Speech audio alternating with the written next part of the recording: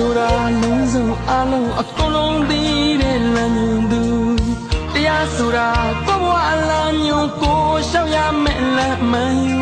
တန်ခါဆိုတာဒီလမ်းကြောင်းပေါ်ကိုယ်တိုင်ရှောက်လို့သူတစ်ပါးတွေ့သူယရနာသုံးပါးသည်ပူဇော်ထိုက်ကပူဇော်စေယောဂီလူသားအလုံးကြားလင်းပါစေချမ်းမြေသည်ကြားရင်ပြီးပါစေပြီးရင်